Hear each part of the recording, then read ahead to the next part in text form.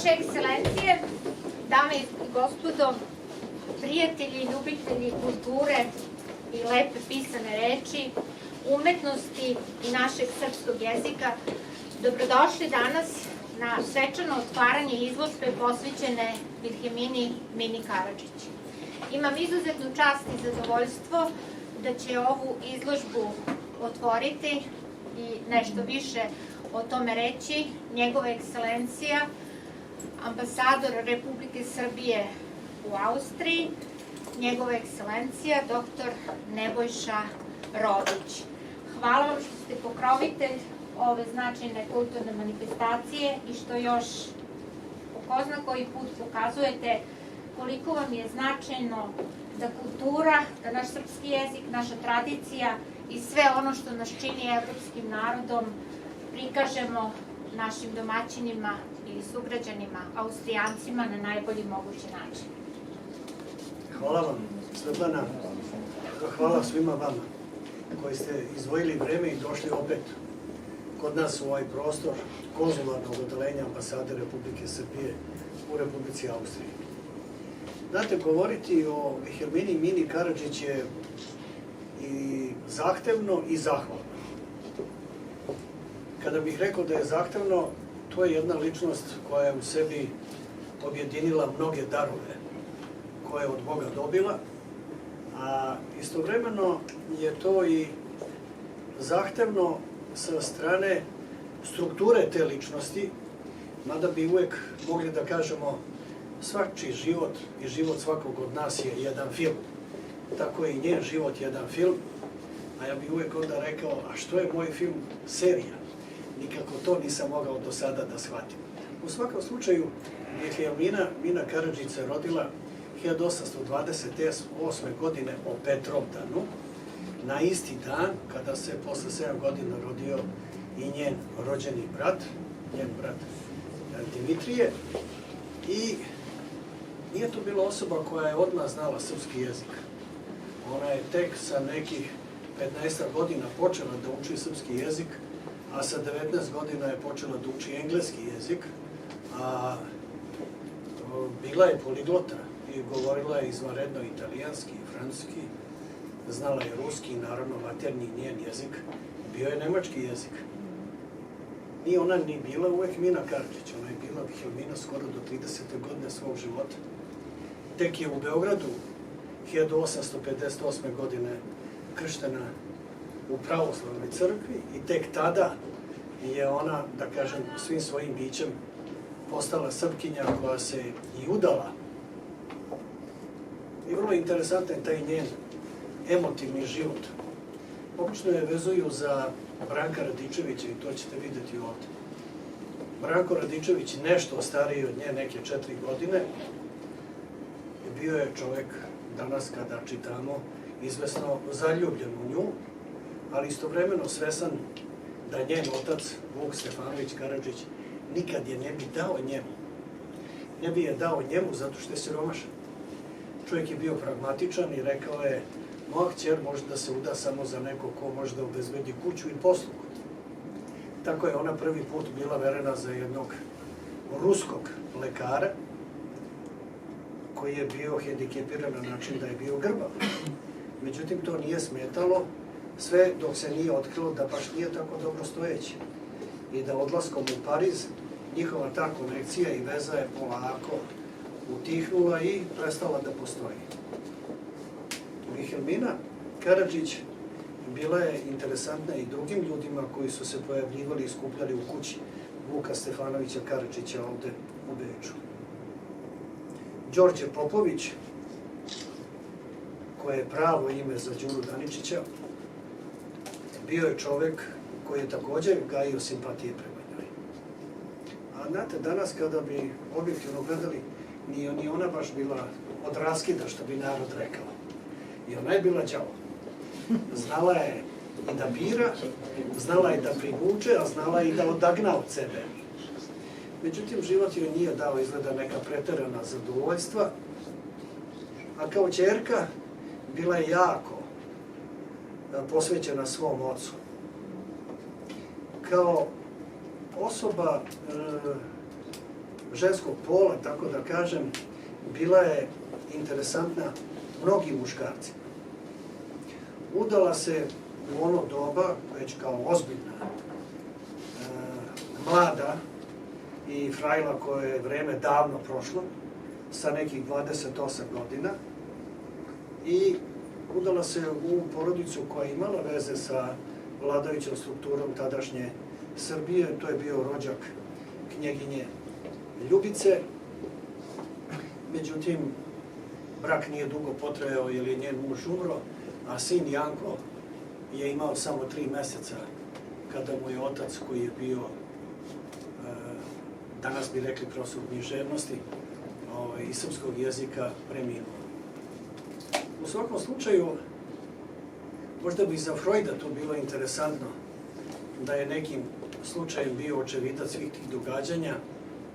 Branko Radičević, koji je bio jako zaljubljen u nju, i svi znamo onu pesmu koju danas slušamo kad je peva Zdravko Čolić, pevam danju, pevam noću.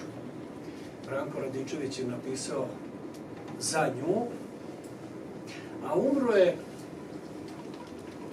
kažu, držeći ga za ruku, Vilhelminina Mine Karadžić majka.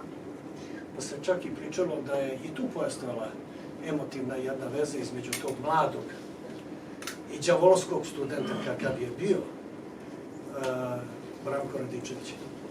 Kaže, Branko Radičević je žene ili dizao u nebesa ili obarao u travu.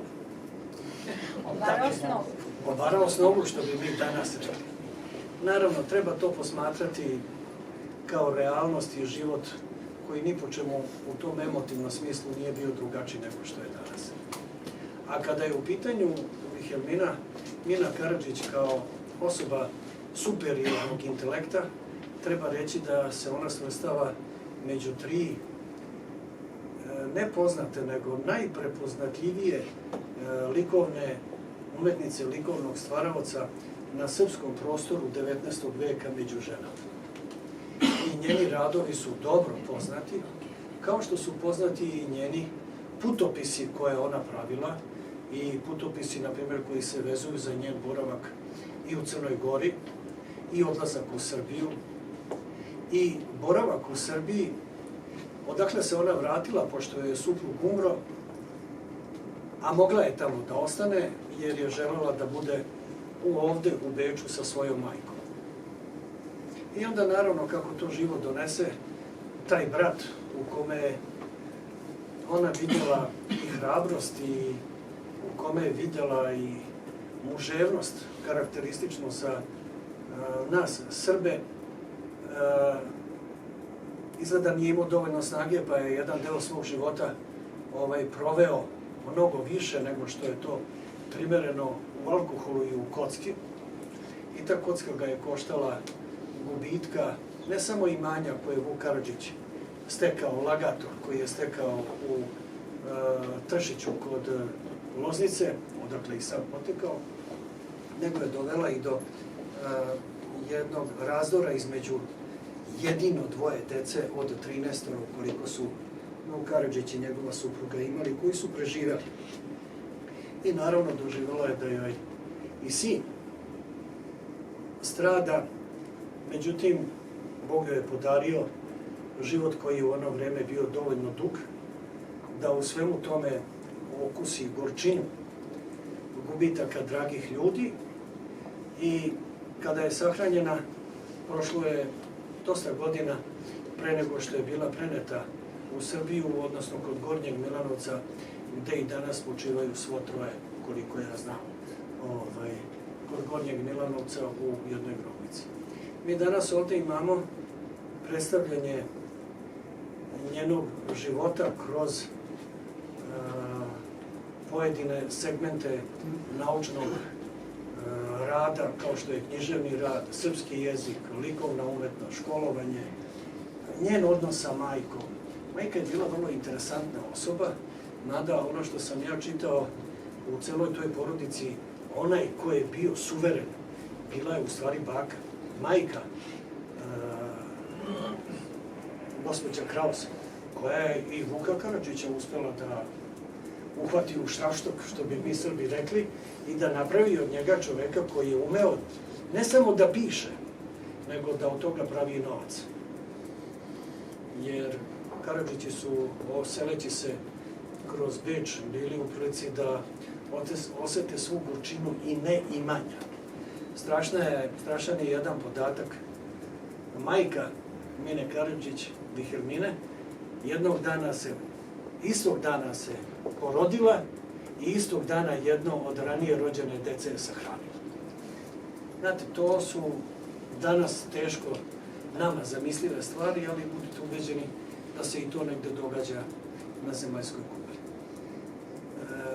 Dugujemo veliku zahvalnost, verovatno zato što, kako je rečeno, ako ste bili u prilici da pročitate, što smo štreberi pa čitamo sve što dođe do nas.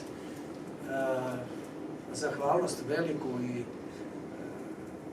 Svetlani i Dušanu što imamo ovu izložbu i što se jednostavno iz zaborava, istorijskog zaborava i kulturnog zaborava izvlače ličnosti koje daleko nadvisuju one kojima se danas na neki način naša deca, ako neću da kažem ponose, ako ništa drugo, ono u glavu im ulaze i vizuelno i kulturološki i verovatno doprinosi jednoj dekadenciji koja će se tek videti za 20 ili 30 godina.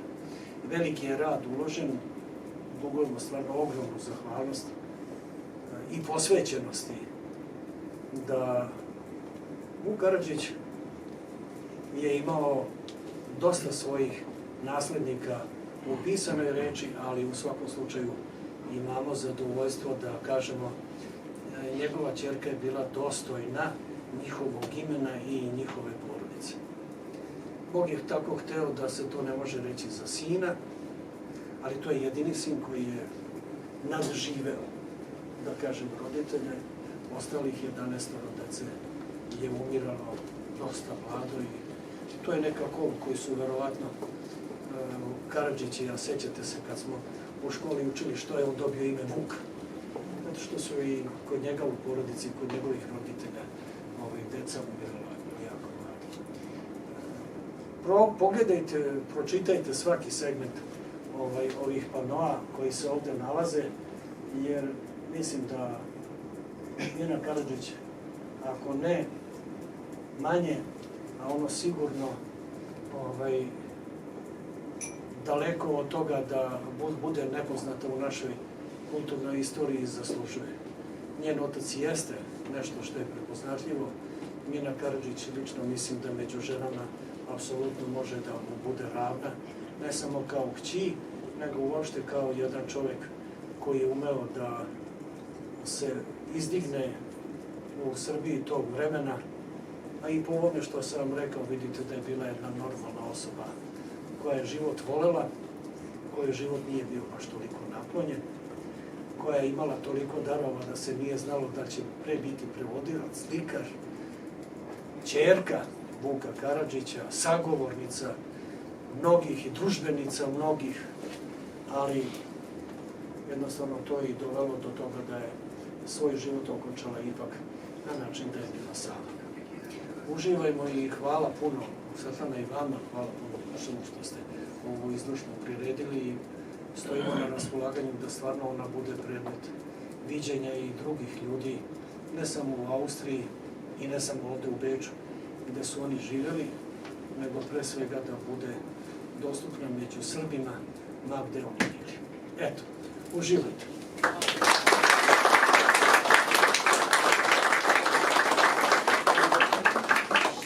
Posle ovakvog predavanja elokventnog i izuzetnog našeg dragog ambasadora, njegove ekscelencije dr. Nebojše Rodiću, koji je zaista prava enciklopedija, ja puno puta kažem enciklopedija koja hoda, jer svi ti njegovi dosadašnji nastupi, prezentovanje naše srpske kulture, naše umetnosti i svega onoga što nas čini dostojnim evropskim narodima, zaista zaslužuje veliku pažnju. Ja moram da kažem, dugo sam u Austriji i ispratila sam mnoge ambasadore. Svako je dao svoj doprinos, ali mislim da ovaj ambasador će ostaviti jedan poseban pečat u našoj kulturi, u našoj kulturnoj diplomatiji koju on vrlo uspešno sprovodi. Dozvolite mi da pre nego što ja kažem kao autorka nekoliko reči vam poklonim jednu fotografiju, odnosno jednu umetničku sliku, to je klisura. Dušane, ti si bio Ovčarsko-Kablarska. S obzirom da ste veliki rodoljubi, da volite Srbiju, pretpostavljam da ste i u ovom kraju bili i evo jedna mala pažnja kao sećanje na ovaj svečani trenutak. Hvala vam. Hvala vam.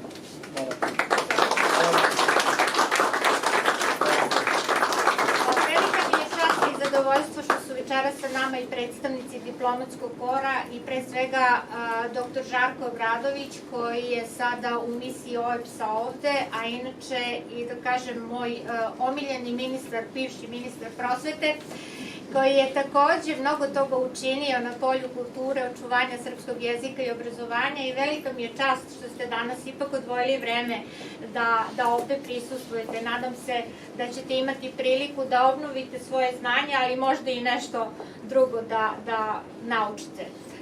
Takođe se svima vama zahvaljujem što ste danas po ovoj, da kažem, vrućini nakon ovog vremenskog perioda odvojili vreme i došli u ovu zaista jednu impozantnu zgradu u mesto gde jednostavno sve ono što nam treba, nama koji smo iz Srbije, možemo da dobijemo na jednom mestu i ja bi se i našoj konzulki Milici iskreno zahvalila Vuković od samog početka što je podržala ovu inicijativu da se ova izložba, koja inače ima 18 osnovnih panela i 6 dodatnih, prikaže u konzulatu. Moja velika čast i zadovoljstvo što sam imala priliku da sarađujem sa mladim i kreativnim Dušanom Borisavljevićem, koji je inače bio i dizajner i autor ove izložbe, koja je u stvari pisana po knjizi koju sam objavila, Pevam danju, pevam noću, pisma Mine Karadžić. Knjiga je ovde, ona je prevedena i na nemački jezik,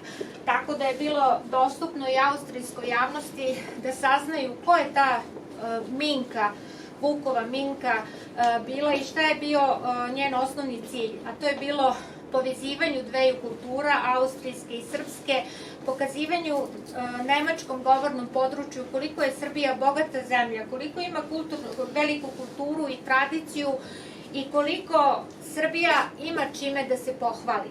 I zaista je to radila punim srcem, iako je sa 15 godina tek naučila srpski jezik, tako da je Vuk, da kažem, predao njeno podučavanje Jakovu Grimu, koji ga je stalno izveštavao dokle je Mina stigla u učenju srpskog jezika. Na kraju su i braća Grim, konkretno Jakov Grim, rekao da je ona toliko do perfekcije savladala srpski jezik, jer je sve pripovetke i srpske narodne umotvorine prevodila na nemački jezik. Zašto sam se odlučila za ovu temu? Mislim da su mnoge žene, a i naravno neki od naših istaknutih stvaralaca muškog roda, nepravedno zapostavljene. Jedna od njih je bila svakako i Mina Karadžić, koja je u 19. veku u tim okolnostima uspela da toliko toga uradi na polju očuvanja srpske kulture, umetnosti i jezika i da poveže srpski i austrijski narod, da je zaista bila dostojna da se jedna ovakva izložba priredi u njenu čast. Ja moram da kažem, ja sam 3 godine istraživala njen život i delo i bila sam prosto impresionirana njenom životnom energijom, tom željom da ju i pored tih teških životnih okolnosti u kojima se našla predstavi srpsku kulturnu baštinu na pravi način. Mina je jedna od retkih žena koja se izdigla i koja je išla ispred svog vremena. Zato je i dizajner Dušan Borisavljević napravio i 6 dodatnih panela gde je Minu pokušao da predstavi na današnji savremeni način. Kako bi Mina komunicirala na društvenim mrežama, da li bi imala Instagram profil, SMS poruke, YouTube kanal, mislim da bi to zaista sve tako bilo. Zato je ova izložba na neki način i jedna vrsta podsticaja za one buduće generacije i one buduće istraživače koji će biti inspirisani njome da mogu dalje da rade na polju istraživanja. Jedino je dr. Golub Dobrašinović, koji je najbolji poznavalac Vukovog lika i dela, nešto malo napisao o Mini Karadžić. Međutim, mislim da je nepravedno skrajnuta i moja želja je bila da posle ove dve knjige osnujem društvo, Austrijsko-srpsko kulturno društvo Vilhelmina Mina Karadžić. Sledeći korak je bio da joj postavimo spomen ploču u trećem becirku na zgradi Razumovski gase, dakle neposredno blizu Vukove biste. Tada sam imala izuzetnu čast da je tu taj trenutak otkrivanja spomen ploče takođe obeležio i govor njegove ekscelencije doktora Nebojše Rodića. Tu je bio i njegovo preosveštenstvo vladika Andrej. Dakle, to je bilo 28. dakle na Vidovdan 2021. godine. I, kažem, pokušala sam da onoliko koliko mogu se na neki način odužim Mini, a i odužim toj mojoj voljenoj Srbiji koja je uložila u moje obrazovanje. Sada sam u toj poziciji, s obzirom da sam službenik Austrijskog ministarstva prosvete i da sam mogla i bila u prilici da joj posvetim i vreme i neku ljubav i istraživački rad, i mislim da bi svako od nas trebalo da u nekom svom domenu nešto uradi za tu našu Srbiju. Jer kako Vuk reče, ako svako od nas nešto uradi onoliko koliko može, neće narod propasti. Još jednom zahvaljujem vam se od srca što ste danas tu i želim još da kažem da je dr. Nebojša Rodić prvi nosilac nagrade koju smo ustanovili, koja nosi ime Mine Karadžić za vrhunska ostvarenja na polju očuvanja srpske kulture i srpskog jezika. I nadam se da će i biblioteka koju smo osnovali, koja nosi njeno ime, takođe biti posjećena. Ona se nalazi u zajednici srpskih klubova i verujem da će Mina kao spoj srpske lepote i evropske kulture takođe inspirisati i vas koji ste tu, a i neke druge, da se pozabavite njenim delom. Ova izložba će nakon Beča otići u Stuttgart. U konzulatu u Stuttgartu biće otvorena 19. maja 2023. Zatim ide u Sremske Karlovce, logično, dakle i Branko Radičević, dakle zaista postoji neka nit. A onda ide i u njen voljeni Beograd, biće u galeriji Atrium u Knez Mihajlovoj, otvaranje 17. jula, moći će da se vidi izložba do 31. jula 2023. A onda naravno idu i neki drugi gradovi u Srbiji, jer je sama pomisao da je jedna takva izložba iznedrena izazvala veliku pažnju medija i ja sam izuzetno zahvalna medijima i u Srbiji, a i ovde u rasejanju što su posvetili pažnju ovakvim temama, jer često kultura nije zanimljiva tema koja se nalazi na naslovnim stranama. Hvala i ekipi televizije Planet koja je danas ovde i mojim dragim koleginicama koje predaju maternji jezik u bečkim osnovnim školama i koje se trude da na svojstven način, veoma komplikovan, očuvaju našu tradiciju, jer zaista kao narod imamo čime da se pohvalimo. Hvala vam još jednom, a sada molim njegovu ekscelenciju, doktora Nebojšu Rodić, da zvanično i proglasi ovu izložbu otvorenu. Evo, sa velikim zadovoljstvom konstatujem da smo izložbu ovog trenutka učinili dostupnom javnosti. Izložba je otvorena. Radujemo se da otprilike stotinak ljudi koji dnevno dolaze u ovaj prostor bit će u prilici da vide ove eksponate i bit će u prilici da kad izađu znaju nešto više o potomcima Vuka Karadžića, odnosno o njegovoj ćerki koja je ova izložba u celini posvećena, o Vilhelmini Mini Karadžić. Uživajmo i želim vam sve najbolje.